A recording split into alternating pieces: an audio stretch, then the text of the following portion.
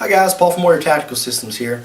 In this video I want to talk to you about goals and how they mix in with the martial arts and self-defense. When I was 16 years old, I was lucky enough to get Burton Richardson's JKD series from Unique Publications, and it was a really good series. Over the years I trained with a lot of tough guys that had a lot of history of violence and a lot of fighting in their background, and I learned some really good technique from them. But my role models have always been people like Burton Richardson and Danny Inosanto that you can just tell are good people. They're still teaching good functional technique, but they're also genuinely good people. That old JKD series, there were so many important lessons that came from that apply, throughout life. The art does apply to life, and some people, you can learn that on your own. But when you have somebody that point it out directly and show you, it really helps you to develop the beliefs that will aid you in life rather than just in fighting. So for example, Burton Richardson would use trapping, hand trapping, to talk about overcoming barriers in your life. If you run into a barrier, you don't stop. You find a way around it. You go through it. You keep going until you get the desired result. You don't quit. So those type of things, when pointed out directly, really help me to understand the mindset that you need to be successful in life as well. And he'd also talk about, find a way to achieve your goals through whatever your qualities are. If you have certain attributes, then you need to find your path to achieve that goal, where somebody with different attributes is going to have a completely different path.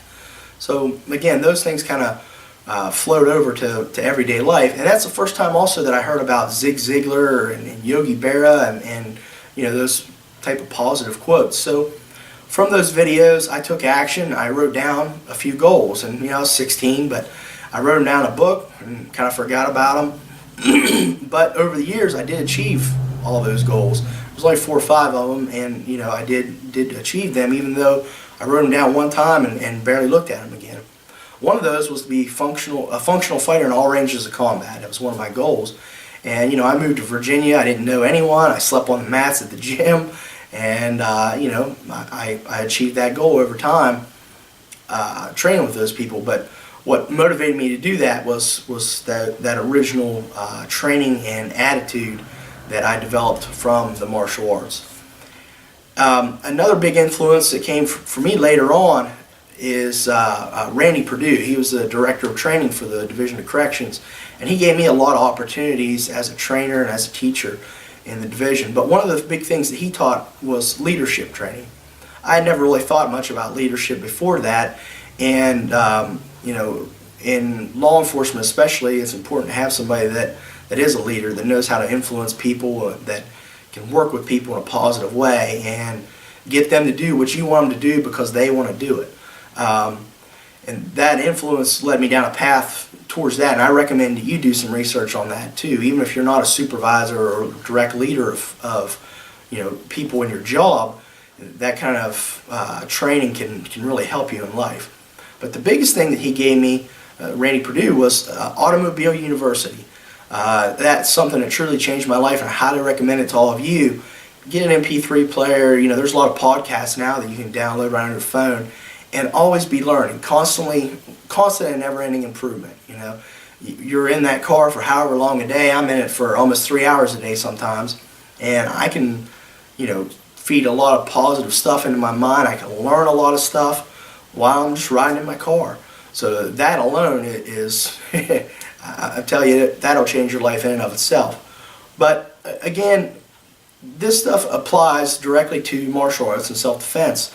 If you can learn about limiting beliefs and mindset, those things just apply directly. I teach them in women's self-defense courses. I teach them in the majority of my courses, so that people understand how their mind affects their body and their results. Their body under stress, their body in combat, and their body when they're injured and behind the curve.